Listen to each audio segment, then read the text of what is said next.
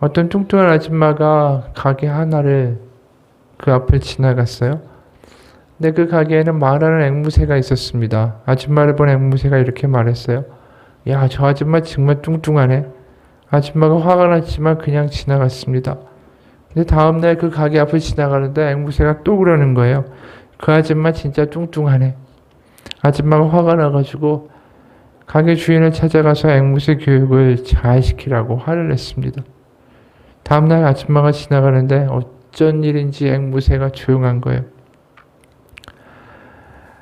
그런데 갑자기 아줌마를 약올리듯이 이 앵무새가 부르는 거예요. 아줌마! 아줌마가 화가 나서 쳐다보니까 앵무새가 뭐라고 말했냐면 알지? 이랬어요. 내가 아무리 괜찮은 척하고 센 척하고 안 아픈 척하고 강한 척하고 믿는 척하고 있는 척한다고 해도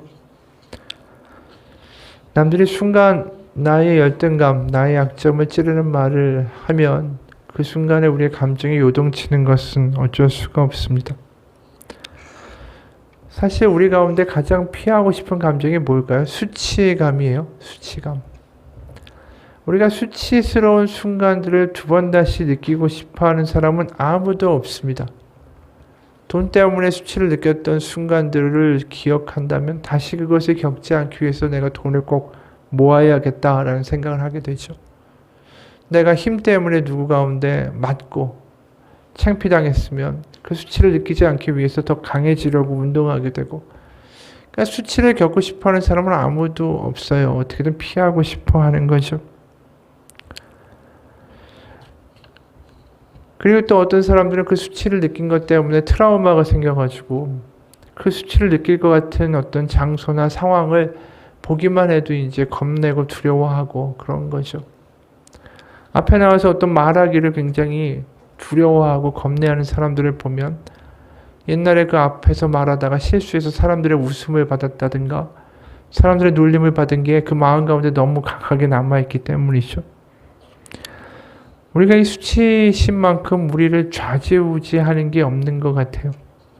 우리의 인간성을 파괴하기도 하고 우리의 삶을 다른 쪽으로 달려가게도 만들고, 이런 수치감을 느끼는 이러한 모습들이 우리 가운데는 굉장히 싫은데, 오늘 우리가 읽은 본문을 보면 이 수치심, 수치라는 말과 굉장히 관련되어 있는 부분들이 많이 있습니다. 우리가 보는 이 비유가 그냥 양을 잃어버렸다가 찾았다, 드라크마를 하나 잃어버렸다가 찾았다,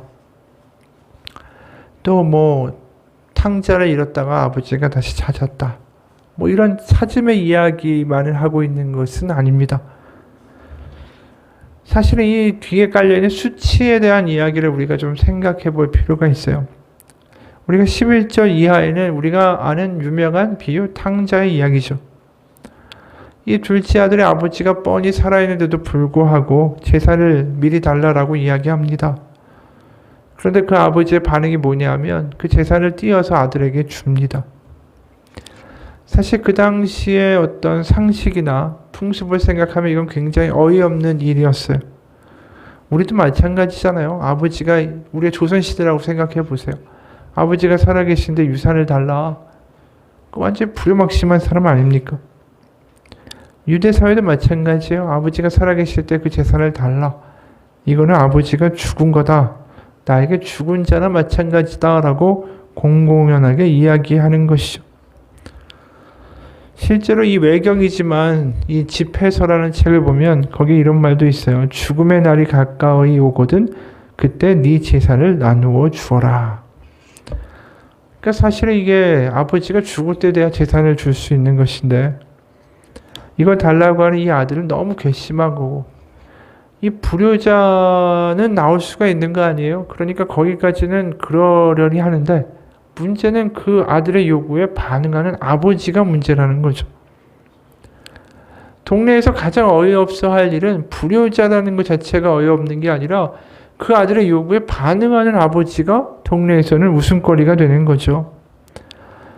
실제로 이 재산을 준다는 게 얼마나 어려운 일이었을까. 12절에 보면 그 둘째가 아비에게 말하되 아버지여 재산 중에서 내게 돌아올 분깃을 내게 주소서 하는지라. 아비가 그 살림을 각각 나누어 주었더니. 여기 재산을 달라고 이야기할 때 이 재산이라는 단어가 헬라어로는 우시아라는 단어예요. 우시아라는 말은 뭘 의미하냐면 사물의 본질과 핵심을 묘사하는 데 쓰이는 단어예요. 그러니까 아버지의 어떻게 보면 생명이라 되고 아주 중요한 본질을 나에게 내어달라는 거죠. 그 일로 인하여 아버지가 창피당하든 수치를 당하든 손가락질을 당하든 약해지든 난 알 바가 아니다라는 거죠. 그 말을 30절에 가면 이렇게 또 다르게 표현합니다. 이 첫째 아들이 아버지가 둘째 아들을 받아들이니까 이렇게 퍼부어요. 30절 아버지의 살림을 창녀들과 함께 삼켜버린 이 아들이 돌아오매 이를 위하여 살찐 송아지를 잡으셨나이다. 이 아버지의 살림이라고 표현할 때 이 살림이라는 단어는 헬라어로 비오스라는 단어예요. 비오스. 비오스는 무슨 뜻이냐면 생명이라는 뜻이에요. 생명. 그러니까 이 재산이나 여기에 보면 살림이나 우리의 단어들로 보면 별로 와닿는 게 없는데 이걸 헬라어 원어로 보게 되면 우시아, 비오스 굉장히 이 생명과 본질에 대한 이런 이야기의 단어들이 나온다라는 거죠. 그냥 준 게 아니라 아버지의 인생을 띄워준 거고 아버지의 존재 그 자체를 띄워준 거예요. 어떻게 보면 아버지는 굉장히 큰 위험을 무릅쓴 거죠. 그런데도 이 아들은 그냥 먼 타국에 가가지고 그 재산을 다 탕진하고 고생하다가 이제 돌아와야겠다. 그래서 아버지한테 나 집에 품권이라도 써주십시오라고 말해야겠다. 그리고 이제 돌아가죠. 우리가 익히 아는 것이지만 20절을 보면 아버지가 어떻게 하냐면 이에 일어나서 아버지께로 돌아가니라. 아직도 거리가 먼데 아버지가 그를 보고 측은히 여겨 달려가 목을 안고 입을 맞추니 이 아버지는 이 방탕한 두 번째 아들이 돌아오니까 달려나갑니다. 이게 사실은 굉장히 또 충격적인 장면 중에 하나예요. 우리나라도 옛날 조선시대 생각해 보세요. 그 40-50명의 그 종들과 가족을 거느린 양반이 그 불효자 아들을 위해서 맨발로 뛰어나간다. 이게 정말 창피한 일이고 채통 없는 짓이죠. 그렇게 달려나간 아버지가 22절에 보면 아버지는 종들에게 이르되 제일 좋은 옷을 내어다가 입히고 손에 가락지를 끼우고 발에 신을 신기라. 그리고 뭘 하죠? 잔치를 벌입니다. 그러니까 지금 이 아버지가 완전히 정상이 아니에요. 세상에서 볼 때는. 이 동네에서 정말 창피한 아버지다라고 손가락질 당할 수 있는 거죠. 재산을 나눠줄 때도 그랬고 돌아왔는데 뛰어나가요. 거기다가 손가락 반지 끼워주고 신발 해주고 거기에 잔치까지 벌리는 걸 보면서 저 아버지는 이 동네에 수치고 어떻게 보면 바보 같은 사람이다라고 말하겠죠. 우리 같으면 어떻게 하겠어요? 탕자가 돌아오면 잔치 벌일까요? 잔치 안 벌일 것 같아요. 그냥 동네에서 야, 너 온 거를 주변에 알리지 말고 그냥 조용하게 살아. 이렇게 이야기하지 않았을까요?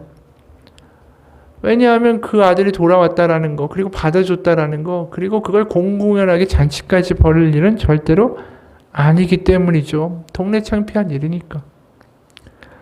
근데 오늘 우리가 잘 보면 세 개의 비유가 있잖아요. 드라크마, 탕자, 그리고 99마리 양의 비유가 있는데 거기에 공통적으로 나오는 게 뭔지 아십니까? 잔치예요. 잔치.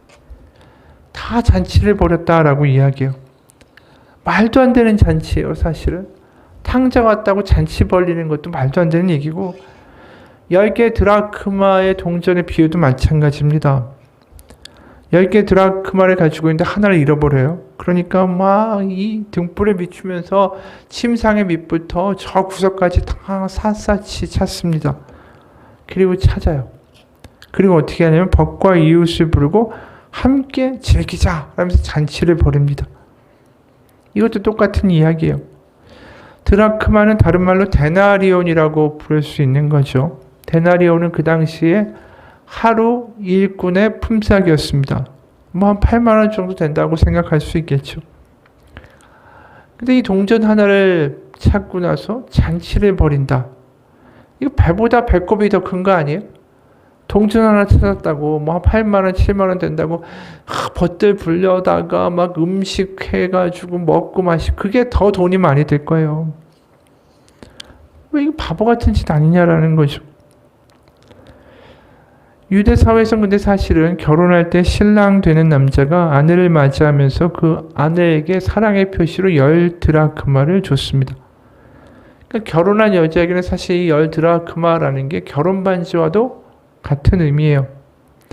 그래서 이 실제로 남편이 둔 10드라크마를 줄로 꿰서 머리에 장식하는 장식품으로 사용되기도 했습니다. 그러니까 10개가 한 세트니까 하나가 없으면 이 사용할 수가 없는 거죠. 그러다 보니까 드라크마 동전 하나지만 그걸 잃어버리니까 어두운 집안에 불을 밝히고 샅샅이 찾은 거죠. 그리고 한 드라크마를 찾았으니까 기쁜 거예요. 와, 남편이 준 결혼 반지를 이제 다시 찾은 거나 마찬가지니까. 거기까지는 참 좋아요. 거기까지는. 근데 문제는 이미 이야기한 대로 9절에 또 찾아낸즉 벗과 이웃을 불러 모으고 말하되 나와 함께 즐기자. 잃은 드라크마를 찾아내어노라 하리라. 아까 말한 대로 이게 뭐 값어치가 안 나가는 그렇게 크지 않은 것인데 배보다 배꼽이 크다고 잔치까지 버려야 되겠는가? 근데 아까 말한 대로 이게 남편이 준 결혼 반지와 같은 거다. 그럴 수 있겠다. 수긍은 좀 가는데 문제는 여러분 어떻게 하시겠어요? 만약에 그 드라크마를 찾았어요. 그런 동네방네 소문 다 나게 잔치까지 벌이겠어요? 그냥 찾았네 다행이다 하면서 딱 끼워놓고 애초에 잃어버리지 않은 척하죠. 왜 그러겠습니까? 이 벗과 이웃을 다 불러다가 이거 잔치하는 순간에 나는 정말 칠칠치 못한 여자입니다. 남편이 준 그 소중한 것도 다 잃어버리는 이 멍청한 여자입니다. 동네에다가 대놓고 광고하는 꼴이다라는 거죠. 이웃과 친구들 다 불러다가 해보세요. 이웃이 가만히 있겠어요? 가서 또 자기 남편들한테 이야기하겠죠. 그럼 다 돌아서 자기 남편 될 사람한테 귀까지 들어가지 않겠어요? 동네 창피한 일이라는 거죠. 아까 탕자를 부르고 잔치를 벌이는 아버지나 드라크마 찾은 다음에 온 동네 다 불러놓고 나는 바보입니다 라고 공개적으로 하는 이 여인의 잔치나 참 수치스러운 일이라는 거예요. 공개적으로 수치스러운 것을 지금 행하고 있는 거죠. 근데 왜 이러겠어요? 자기가 수치스러운 것보다 이 드라크마 찾은 게 더 기쁜 거예요. 너무 기쁜 거예요. 내가 어떻게 수치스러움을 사람들이 어떻게 생각하든 그거 아무 상관없다라는 게 기쁘니까. 탕제 아버지도 마찬가지예요. 동네 사람들이 어떻게 생각하는가 이거 상관없다라는 거예요. 내가 이 찾은 게 너무 기쁘다라는 거죠. 그럼 첫 번째 나오는 비유에도 똑같아요.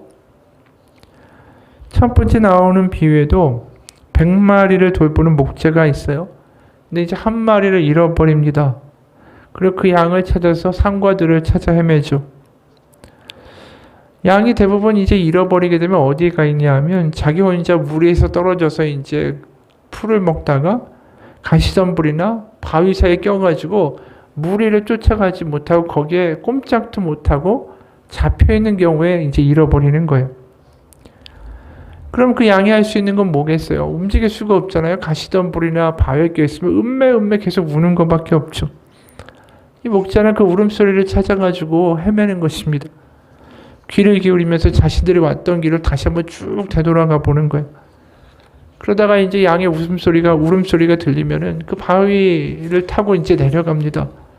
가시를 헤치고 또 바위를 타고 그렇게 내려가면서 뭐 몸에 피도 나고 상처도 나겠죠. 근데 이제 그 양을 찾은 목자가 즐거운 거예요. 그래도 5절 또 찾아낸즉 즐거워 어깨에 메고 즐거워해요. 그리고 나서 이제 상처 입은 몸으로 그 양을 또 어깨에다가 지고 그리고 이제 돌아옵니다. 거기까지는 좋죠. 양이 불쌍하니까.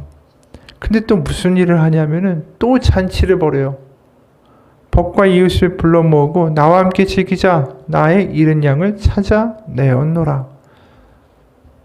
이것도 정말 어이없는 일이죠. 왜냐하면 어떤 분이 지금 현대의 이스라엘과 요르단의 성지순례를 하다가 베두인 그 유목민족의 목자를 만났습니다. 목동을.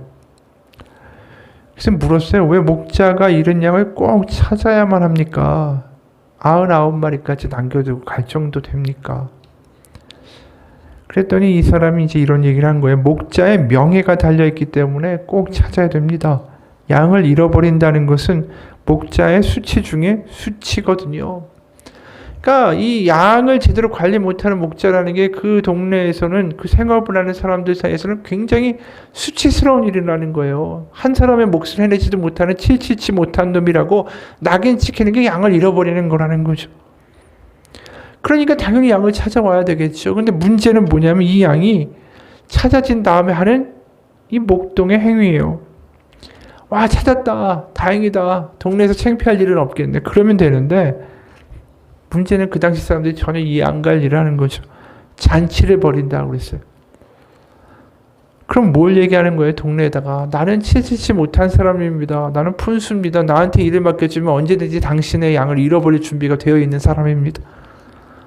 이거 동네 완전히 수치스럽고 모욕스러운 일을 스스로 자처하는 일들을 다 하고 있다라는 거예요. 이 신부나 이 목자나 아버지나. 정말 어이없는 일을 한다라고 아마 예수님의 비유를 듣는 사람들은 다 느꼈겠죠. 근데 왜 이럴까요? 그 아들이, 그 양이, 그리고 그 사랑하는 남편을 상징하는 동전이 돌아온 순간에 수치나 모욕보다 더 기쁨이 크기 때문에 그래요. 그러니까 찾은 기쁨이 너무 큰 거예요. 사람들이 어떻게 생각하는가? 그건 중요하지 않아요. 찾았으니까. 그게 너무 기쁜 거죠. 예수님이 이 이야기를 왜 하실까요? 그게 예수 그리스도의 마음이기 때문에 그래요. 이 비유를 이야기하시면서 예수님의 마음에는 뭐가 있을까요? 십자가의 수치와 고통이 있겠죠. 이제 예수님은 십자가에 가서 고난과 수치와 모욕을 당하셔야 돼요. 그렇죠? 얼마나 많은 모욕을 당하면 채찍을 맞고 벌거벗긴 채로 십자가에 매달려야 되는 일 아니에요? 공개적인 수치와 모욕의 시간이에요. 그런데 왜 그걸 하셨을까요? 오늘 비유에서 분명하게 말씀해 주시죠. 수치가 중요한 게 아니라 바로 우리를 되찾는 게 하나님의 입장에서는 훨씬 더 중요하기 때문에, 바로 세상에서 어떻게 생각하든 손가락질하든 어떻게 모욕을 주든 상관없이 우리를 찾는 게 하나님에게는 더 큰 기쁨이기 때문에. 그래서 히브리서에서 이렇게 얘기합니다. 히브리서 12장 2절. 믿음의 주여 또 온전하게 하시는 이인 예수를 바라보자. 그는 그 앞에 있는 기쁨을 위하여 십자가를 참으사 부끄러움을 개의치 아니하시더니 하나님 보좌 우편에 앉으셨느니라. 뭐라고 이야기하죠? 예수님이 십자가를 감당하신 이유, 수치를 감당하신 이유는 그 앞에 있는 기쁨을 위하여라고 이야기했어요. 그러니까 예수님이 우리를 되찾는, 하나님이 우리를 되찾는 그 기쁨 때문에, 기쁨이 너무 커서 이 수치가 문제가 아니었다라고 말씀하고 있는 거죠. 실제로 복음서를 보면 예수님의 수치와 순환과 고난의 장면을 이렇게 이야기해요. 누가복음 23장 11절. 헤롯이 그 군인들과 함께 예수를 업신여기며 희롱하고 빛난 옷을 입혀 빌라도에게 도로 보내니, 또 누가복음 23장 35, 37절.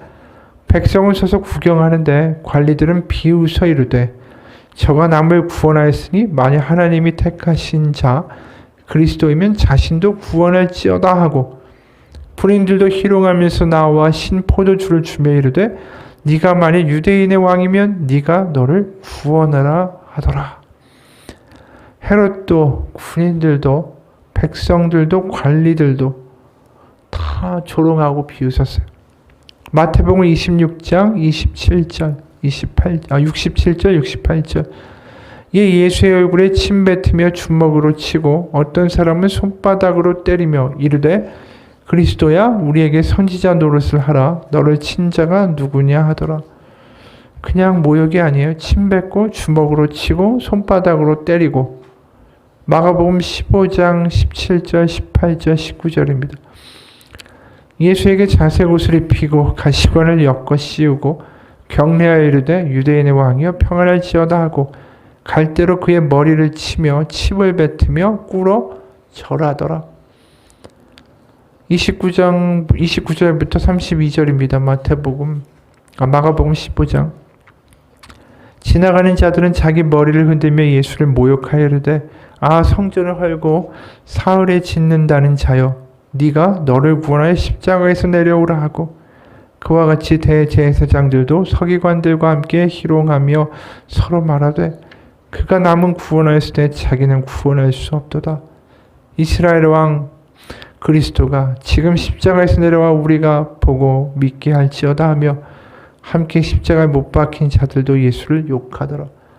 예수님의 십자가의 그 순간순간이 다 모욕이었고 조롱이었고 수치였고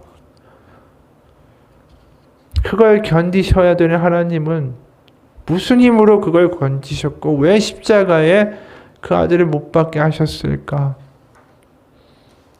바로 우리를 다시 자녀로 회복시키시고 하나님의 식탁에 하나님의 잔치에 천국잔치 하나님의 나라에 우리를 불러 같이 앉고 같이 나눌 그 기쁨을 위하여 참으셨다라는 거예요. 여러분, 세상에 어떠한 종교가 이런 이야기를 하고 세상에 이런 신이 어디 있어요? 우리를 되찾기 위해서 그 고통과 수치를 감당하는 신의 이야기가 어디에 있습니까? 자기를 무시하고 모욕하는 존재를 저주하고 벌하는 신의 이야기는 많습니다. 하지만 우리가 돌아올 것을 같이 함께 우리라고 다시 회복될 것을 기대하며 그 모든 것들을 감당해 주는 신의 이야기, 그게 예수 그리스도의 이야기예요.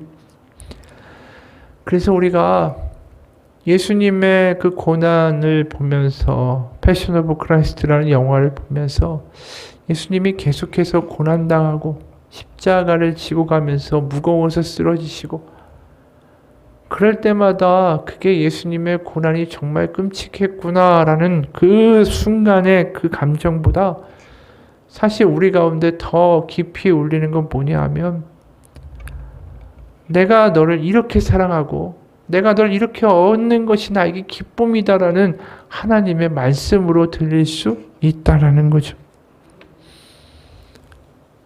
여러분 그냥 고난을 고난으로만 보지 말고 예수님이 왜 고난을 당하셨을까? 그냥 나의 죄를 사하시고 날 천국에 가게 하시기 위해서 이 수준이 아니라고요. 고난을 왜 당하셨을까?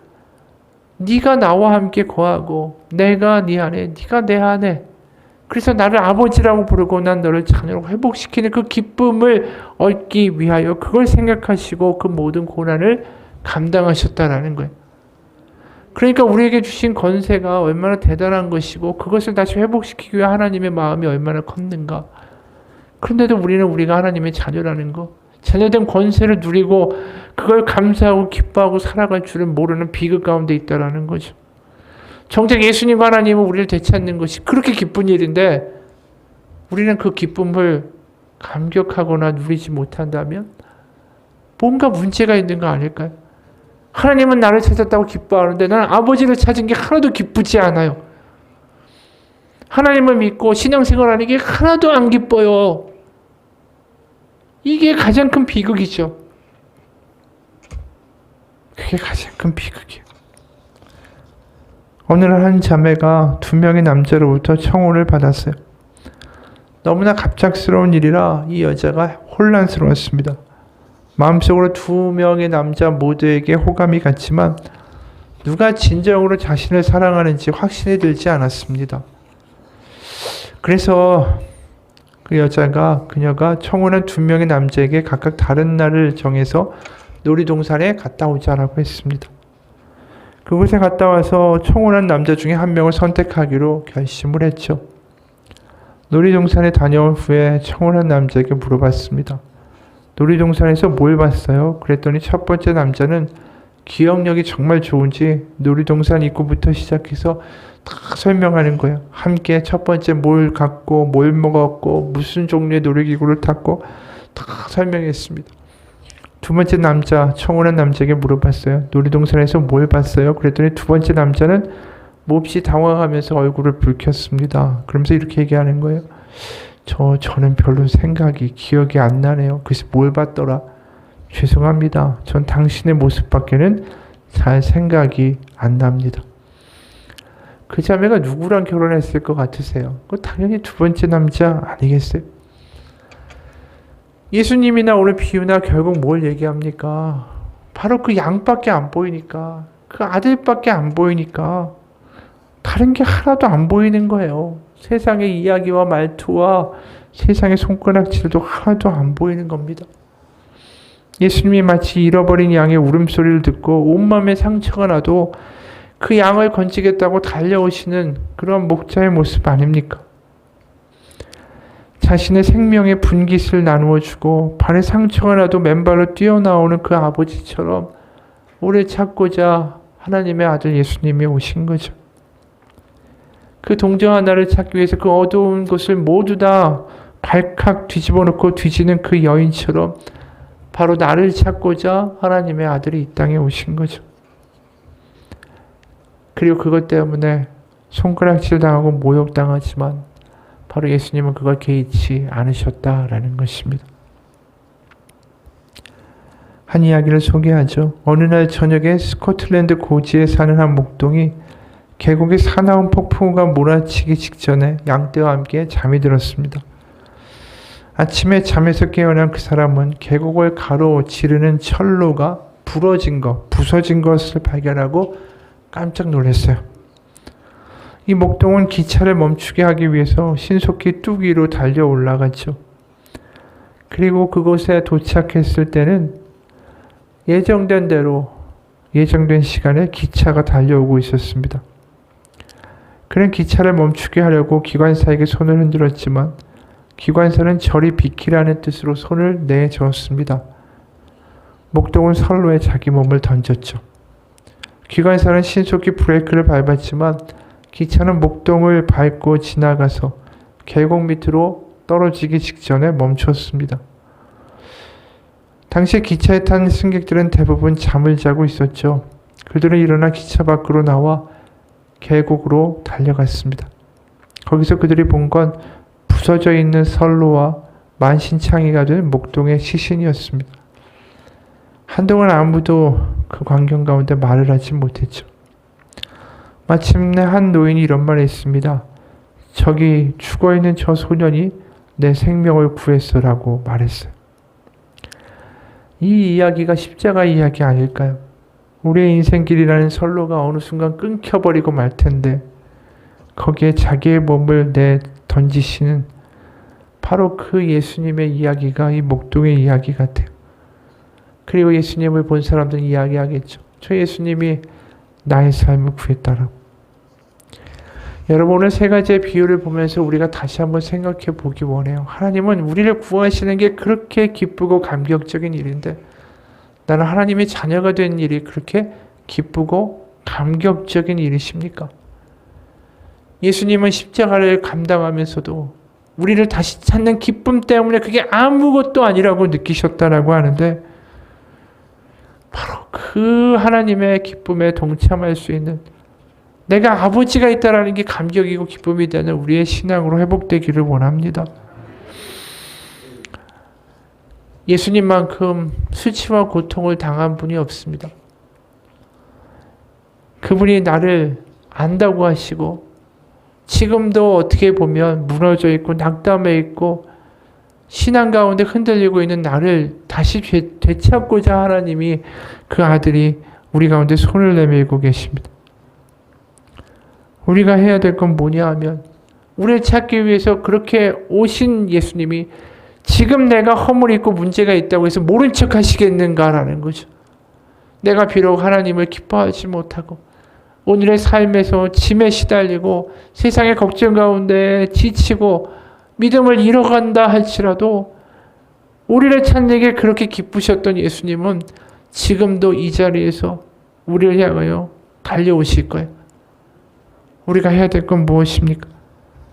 십자가 앞에서 다시 하나님을 찾고 하나님이 나의 아버지가 되신다라는 것을 다시 한번 회복할 수 있도록 하나님 우리 가운데 성령으로 하나님의 영으로 충만케 하여 달라고 기도하는 거 아닐까요? 여러분, 세상의 수치와 세상의 문제와 세상의 짐을 우리가 이길 수 있는 길은 하나뿐입니다. 나를 향하여 지금도 달려오시는 하나님이 계시다. 그분이 나의 아버지시다. 그게 내가 세상을 이길 수 있는 유일한 힘입니다. 같이 기도하겠습니다. 하나님, 오늘의 비유를 보면서 우리는 생각합니다. 못난 자식을, 못난 나를 향하여 나를 구하겠다고 그것이 기쁨이라고 달려오시는 하나님의 모습을 우리는 이 비유에서 엿보게 됩니다.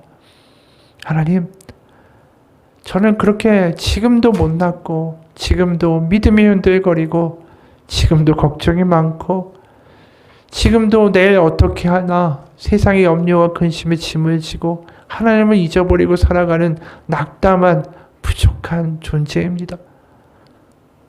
하지만 그럼에도 불구하고 나를 찾는 것이 하나님의 가장 큰 기쁨이라 이 땅 가운데 오신 예수님을 바라보며 기도합니다. 하나님, 다시 제가 아버지 집으로 돌아가기 원합니다. 다시 아버지가 나에게 있다라는 감격을 경험하며 살기 원합니다. 나를 찾으시는 게 그렇게 기쁨이셨던 하나님의 마음을 저에게도 알려주십시오. 아들을, 자식을 찾고 딸을 찾는 그 기쁨이 무엇인지 하나님은 너무나도 잘 아시는데 우리는 세상 가운데 고아처럼 살아가고 있는 이 불쌍한 우리를 용서하여 주시고 우리에게 아버지가 있다라는 감격 가운데 살아가고 기쁨 가운데 살아갈 수 있도록 하나님 우리를 다시 한번 회복시켜 주옵소서. 예수님 이름 받들어 기도합니다. 아멘. 같이 기도하겠습니다.